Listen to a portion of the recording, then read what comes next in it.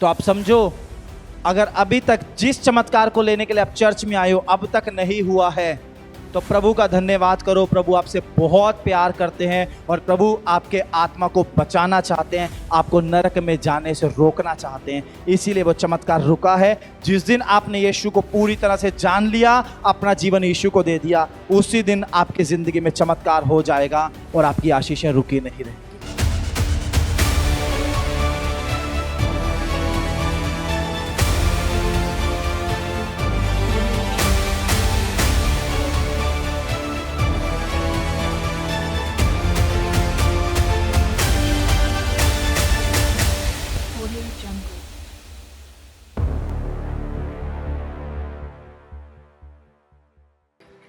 Hallelujah. आज इस घटना को हुए हजारों साल हो चुके हैं। कितने साल? हजारों साल। हजारों साल के बाद आज हम इस घटना के बारे में, जो चमत्कार परमेश्वर ने किया, उसके बारे में बात कर रहे हैं। क्यों कर रहे हैं पता है आपको? क्योंकि ये काम वो हुआ जो साधारण तौर पे नहीं होता ना, असंभव है ना। परमेश्वर ने दिया, परमेश्वर ने किया, आज हम हजारों साल के बाद भी उसकी बात कर रहे हैं। ये सोच थी परमेश्वर की कि मैं ऐसे टाइम पर अपने बेटे को, अब्राहम को बेटा दूंगा कि हजारों साल तक लोग उसकी गवाहियों को सुनेंगे, उसकी जिंदगी के चमत्कारों के बारे में बात करेंगे और बहुत सारे लोग जिनके पास बच्चा नहीं है इस गवाही के द्वारा आशीष पाएंगे और मैं उनको भी बच्चे की आशीष दूंगा। अगर अब्राहम को भी सेम नॉर्मली जैसे 30-32 में बच्चा होता है ऐसे ही हो जाता, आज हम उसके बारे में बात ही ना करते।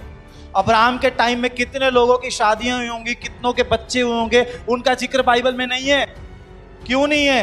क्योंकि उनके जीवन में कुछ अद्भुत काम नहीं हुआ। अब्राहम के जीवन में हुआ, उसको बाइबल में रिकॉर्ड किया गया और आज हम उसके बारे में बात कर रहे हैं। और जिनके पास बच्चा नहीं है, आज विश्वास करो, जैसे प्रभु ने अब्राहम को बच्चा दिया, आपको भी परमेश्वर अपने समय पर जरूर बच्चे की आशीष देगा। ये सोच और विचारों में ये फर्क है। हमारी सोच, परमेश्वर की सोच बहुत अलग है। हम सोचते हैं हमारी प्रार्थना का उत्तर नहीं आ रहा, कहीं मेरे जीवन में कोई पाप तो नहीं है, कहीं मैं कहीं गलत तो नहीं हूं, कहीं मेरी प्रार्थना का तरीका ठीक ना हो, या फिर मुझे उपवास रख के प्रार्थना करनी हो, या कहीं ऐसा तो नहीं कि परमेश्वर मेरी जिंदगी में चमत्कार ही नहीं करना चाहता। प्रभु सब कुछ करना चाहता है, हालेलुया। लेकिन ऐसे समय पर खुदा करेगा कि आपकी जिंदगी में एक बहुत बड़ी गवाही बन जाए और आपकी गवाही के द्वारा बहुत सारे लोग आशीषित हो जाएं। ये हमारा परमेश्वर है जो अद्भुत कामों को करने वाला है। हमारी सोच, उसकी सोच में जमीन और आकाश का अंतर है। अगर साधारण काम होंगे तो कौन बोलेगा कि परमेश्वर ने किया है? कोई बोल सकता है? कोई बोल सकता है? फिर तो सबके जिंदगी में होते हैं, सबकी जिंदगी में होता है ना। शादियां भी हो जाती हैं, बच्चे भी हो जाते हैं, छोटे मोटे काम जो रेगुलर हर बंदे की जिंदगी में हो जाते हैं। पर जब कुछ खास, कुछ बड़ा होता है, तब हम बोलते हैं मेरी जिंदगी में मेरे खुदा ने बड़ा काम किया है। तो धन्यवाद करो। अगर आपकी जिंदगी में किसी काम में देरी हो रही है आपके हिसाब से, लोगों के हिसाब से, तो समझ जाओ परमेश्वर की सोच वहां पर बहुत अलग है और कुछ बड़ा करना चाहता है परमेश्वर आपकी जिंदगी में। और आने वाला समय आपकी जिंदगी में एक बहुत बड़ी गवाही का होने वाला है। हमारी सोच, उसकी सोच में जमीन और आकाश का अंतर है। आपको पता है, बहुत सारे मसीह लोगों को मैंने प्रार्थना करते हुए देखे, जब उनके सामने कोई विरोधी आके खड़ा हो जाता है, उनकी बेइज्जती करता है, उनको नीचा दिखाता है, उनको तुच्छ समझता है, लोगों के सामने उनके बारे में बुरी बुरी बातें बोलता है, तो लोग प्रार्थना करते हैं, परमेश्वर तू इसको दिखा कि तू सामर्थी है, तू इससे बदला दे, क्योंकि तेरा वचन में ये लिखा है। प्रभु तू उसको दिखा कि मैं तेरा बेटा हूं, मैं तेरी बेटी हूं। ये हमारी प्रार्थना है, बदला लेने वाली प्रार्थनाएं करते हैं हम लोग। पर परमेश्वर की सोच और हमारी सोच में तो जमीन आसमान का अंतर है। आपको पता है, परमेश्वर ने एक व्यक्ति को कब चुना? एक व्यक्ति था, उसका नाम शाऊल था। क्या नाम था उसका? क्या नाम था उसका? शाऊल का काम पता क्या था? शाऊल, जो लोग यीशु मसीह पर विश्वास करते थे, यीशु मसीह से प्रार्थना करते थे, यीशु मसीह के पीछे चलते थे, शाऊल क्या करता था? उस समय के बड़े बड़े अफसरों से उनके खिलाफ लेटर लेता था अधिकार पत्र ले लेता था और फिर उन लोगों को ढूंढ ढूंढ कर उनको मारता था, पीटता था, उनको जेलों में बंद करता था। यह काम करता था शाऊल। सब लोग बड़ा डरते थे, सब लोग बड़े परेशान थे, सब लोग प्रार्थनाओं में थे कि ये शाऊल हमारे जो बार बार हमें तंग करता है, खुदा इसका कुछ करे। एक व्यक्ति था स्तिफनुस, परमेश्वर का चेला, वो खड़े होकर प्रचार कर रहा है यीशु मसीह का। बड़ी भीड़ इकट्ठा होगी, सब लोगों ने सोचा इस स्तिफनुस को मार दो, ये लोगों का धर्म परिवर्तन करता है, ये लोगों को परमेश्वर के खिलाफ बोलता है, इसको मारो। वहां पे शाऊल पहुंचा, शाऊल लीडर बन गया। शाऊल बोल रहा मारो इसको। उसने पत्थर उठाया, मारना शुरू किया, सारी भीड़ ने मारना शुरू किया और स्तिफनुस को जान से मार दिया। बाइबल में लिखा है शाऊल स्तिफनुस के वध में सहमत था, वहां शामिल था वो उस व्यक्ति को मारने के लिए जो यीशु मसीह का प्रचार कर रहे। क्या सजा मिलनी चाहिए ऐसे को? लोगों के हिसाब से उसको फांसी हो जानी चाहिए, उसको मार देना चाहिए, परमेश्वर को उससे बदला ले लेना चाहिए। लेकिन परमेश्वर की सोच हमारी सोच में जमीन आसमान का अंतर है। जानते हो क्या किया परमेश्वर ने शाऊल के साथ? शाऊल एक दिन एक शहर से दूसरे शहर जा रहा है घोड़े के ऊपर बैठ के, उसके साथ कुछ लोग भी हैं। परमेश्वर ने उसको रास्ते में दर्शन दिया। प्रभु ने बोला, हे शाऊल तू मेरे लोगों को क्यों सताता है? उसी समय उसकी आंखें अंधी हो गई, वो अपने घोड़े से नीचे गिर गया, उसको उठा के कहीं लेकर गए। 3 दिन तक उसकी आंखें नहीं खुली। फिर परमेश्वर ने अपने एक दूसरे दास को दर्शन दिया और बोला, उस घर में शाऊल पड़ा है, उसको जाकर प्रार्थना कर, मैं तेरी प्रार्थना के द्वारा उसकी आंखें खोलूंगा। ये प्रभु का दास बोल रहा है, प्रभु नहीं, वो तो कलीसिया को सताता है, वो तो मारता पीटता है, मैं उसके पास नहीं जाऊंगा। परमेश्वर ने बोला, मैंने उसकी जिंदगी को बदल दिया है, तू जा और उसके लिए प्रार्थना कर। प्रभु का दास उस शाऊल के पास पहुंचा, उसके लिए प्रार्थना की, उसकी आंखों से छिलके गिरे, उसकी आंखें खुल गई, वो साफ साफ देखने लगा और उसी दिन यीशु मसीह को अपना जीवन दे दिया और यीशु का प्रचार करना शुरू कर दिया। उसी दिन से उसने अपना जीवन यीशु मसीह को दे दिया। और जानते हो उसके बाद क्या हुआ? उसका नाम बदल के पौलुस रखा गया। और पौलुस बाइबल के अंदर अगर कोई एक व्यक्ति जिसको परमेश्वर ने सबसे ज्यादा किताबों को लिखने के लिए इस्तेमाल किया, उसका नाम पौलुस है, जिसने पूरी दुनिया में जा जाकर यीशु मसीह का वचन सुनाया, कलीसियाओं की स्थापना की और पूरे यूरोप कॉन्टिनेंट को मसीह में बदलने का काम किया। इस बड़े काम के लिए परमेश्वर ने उस व्यक्ति को इस्तेमाल किया। हमारी सोच बोलती है बदल ले लो, खत्म कर दो, उस व्यक्ति को नाश कर दे परमेश्वर। लेकिन परमेश्वर की सोच बोलती है उसकी जिंदगी को बदलो और उस विरोधी को अपना प्रचारक बनाकर खड़ा कर दो। ये परमेश्वर की सोच और हमारी सोच में फर्क है। आज मैं आपको बोलना चाहता हूं, आपकी जो सोच है उसको खत्म करो, जो परमेश्वर की सोच है उसको जानने की कोशिश करो। अगर आपके जीवन में परमेश्वर ने किसी बीमारी को आने की अनुमति दी है, अगर परमेश्वर ने आपके जीवन में किसी दुख को आने की अनुमति दी है, अगर परमेश्वर ने आपके जीवन में किसी परीक्षा को आने की अनुमति दी है, तो उसमें आप समझो परमेश्वर आपके जीवन में क्या बदलाव चाहता है। आपको ज्यादा प्रार्थनाओं की जरूरत है, आपको ज्यादा उपवास की जरूरत है, आपको जीवन में पवित्रता की जरूरत है, आपको परमेश्वर के करीब जाने की जरूरत है। परमेश्वर से जानने की कोशिश करो, क्योंकि वो चीजें आपको नाश करने के लिए नहीं, आपको मसीह में मजबूत करने के लिए आई हैं। क्योंकि बाइबल में लिखा है, जब तुम नाना प्रकार की परीक्षाओं में पढ़ो तो इसे पूरे आनंद की बात समझो, क्योंकि इससे धीरज पैदा होता है। धीरज को अपना काम पूरा करने दो कि तुम पूरे और सिद्ध हो जाओ। आमीन। हम जब बहुत रिलैक्स होते हैं, हमारी जिंदगी में सब कुछ ठीक होता है, हमारी प्रार्थनाओं का उत्तर आ रहा है, हमारी जेब में पैसा है, घर में सुख शांति है, तो हम बहुत बार प्रार्थना नहीं करते। बहुत बार प्रार्थना बंद, बहुत बार बाइबल बंद, बहुत बार चर्च आना लोग छोड़ देते हैं। जब सब ठीक हो जाता है, चर्च आना बंद हो जाता है, सब ठीक हो जाता है, प्रार्थनाएं खत्म हो जाती हैं। फिर परमेश्वर एक परीक्षा को आने देता है हमारे जीवन में कि हम फिर से प्रभु यीशु मसीह में मजबूत हो जाए। जो फर्क है उसको खत्म कैसे करना है? परमेश्वर की सोच, हमारी सोच में जो अंतर है उसको खत्म कैसे करना है? या सारी जिंदगी ऐसे ही चलना है? प्रभु हमारे लिए कुछ और सोच रहा है और हम कुछ और सोच के निराश, दुखी, हताश, आंसू बहा रहे हैं। मसीह को छोड़ दिया, चर्च आना बंद कर दिया। बहुत सारे लोग ऐसा करते हैं। परमेश्वर की सोच में, हमारी सोच में जमीन और आसमान का अंतर है। मैं आपको अपने घर की बात बताऊं, अपनी बात बताऊं मैं आपको। मेरे घर में हम विश्वास में इसलिए आए थे क्योंकि मेरे भाई की जब शादी हुई तो मेरी भाभी आई, उसको दुष्ट आत्मा ने पकड़ लिया। तीसरे दिन दुष्ट आत्मा ने पकड़ा। कुछ दिनों के बाद एक पास्टर जी हमारे घर पे आए। उन पास्टर जी ने दुआ की। दुआ के बाद वो दुष्ट आत्मा निकली, लेकिन अगले दिन फिर से दुष्ट आत्मा का अटैक हो गया। फिर से वही काम। हमने सोचा चर्च में भी प्रार्थना करवा के कोई फायदा नहीं हुआ। 4 साल हर जगह, मंदिर, मस्जिद, गुरुद्वारा, बाबा, तांत्रिक, जहां किसी ने बोला हम सब वहां पे गए। जितना पैसा था सारा खत्म कर दिया, तब भी कोई छुटकारा नहीं हुआ। फिर चर्च में जाना शुरू किया मेरे भाई ने और मेरी भाभी ने।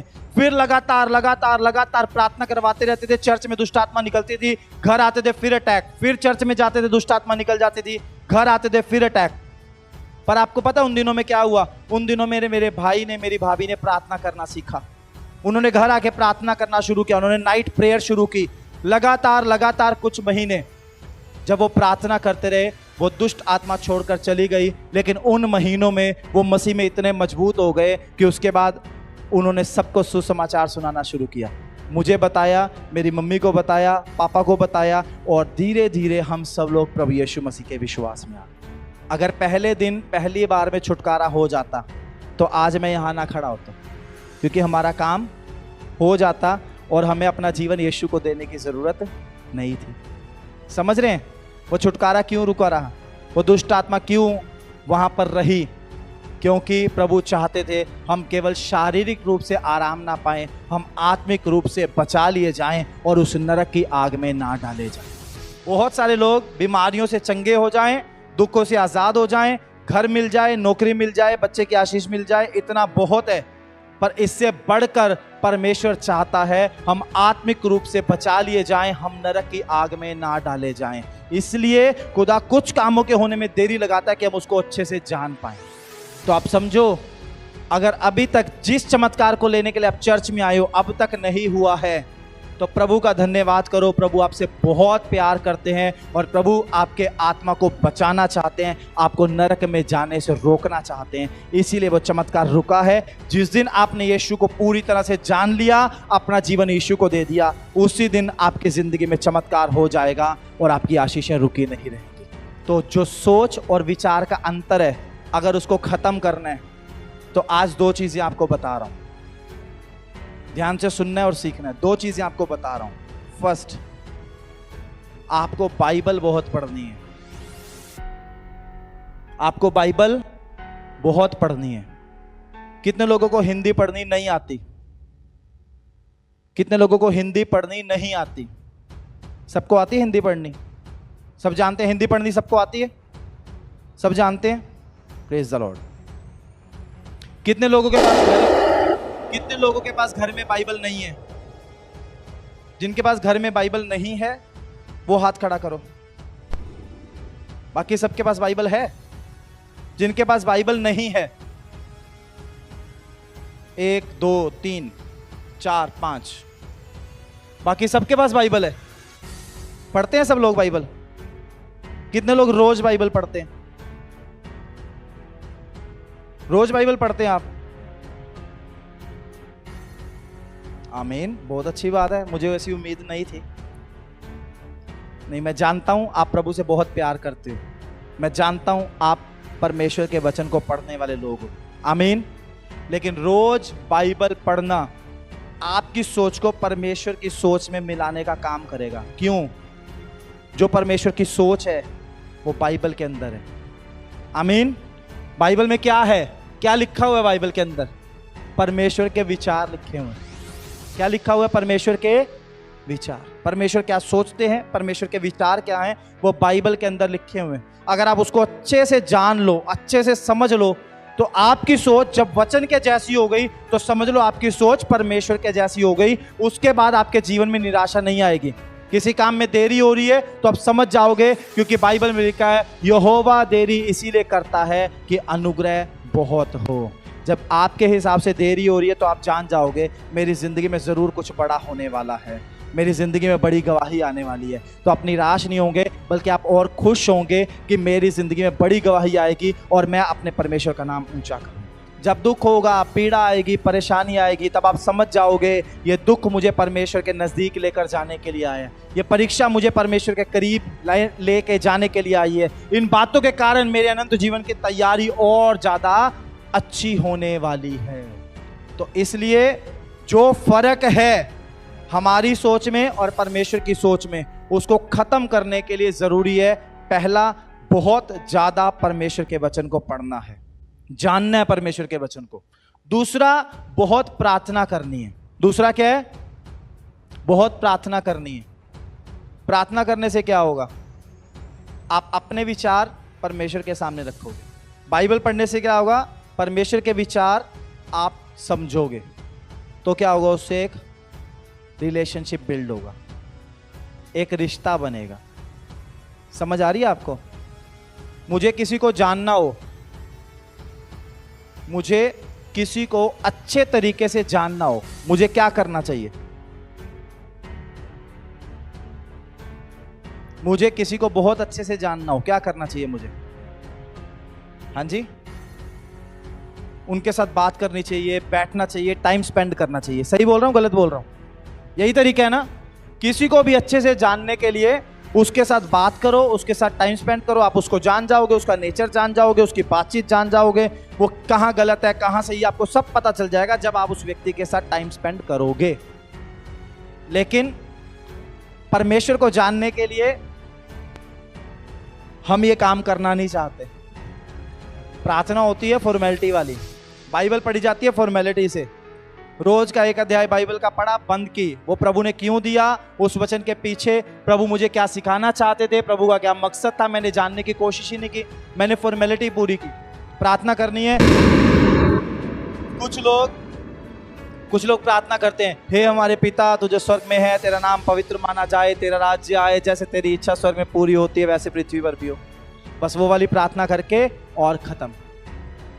इतनी प्रार्थना बहुत है? प्रार्थना है अपने आप को परमेश्वर के सामने उंडेलना, प्रभु के सामने अपने आप को रख देना, अंदर से बाहर तक पूरी तरह से।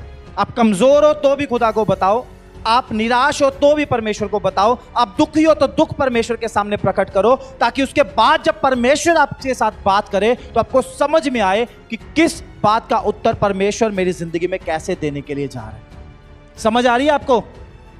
इस सोच और विचारों को एक करने के लिए दो चीजें आपको बता रहा हूं। बाइबल को बहुत ज्यादा पढ़ना है और बहुत प्रार्थना करनी है, अपने परमेश्वर के साथ टाइम स्पेंड करो। ये अंतर खत्म हो जाएगा, निराशा हताशा आपके जीवन से चली जाएगी और जो वचन परमेश्वर का है वो पूरा होगा। प्रभु में सदा आनंदित रहो। मैं फिर कहता हूं, आनंदित रहो। आमीन। अगर आप भी अपने जीवन में ऐसे चमत्कार देखना चाहते हैं तो आप आ सकते हैं लिविंग ग्रेस चर्च दिल्ली में, जो एड्रेस आपको अपनी स्क्रीन पर शो हो रहा है। इस एड्रेस पर आपको आना है। अधिक जानकारी के लिए आप दिए गए नंबर पर संपर्क कर सकते हैं।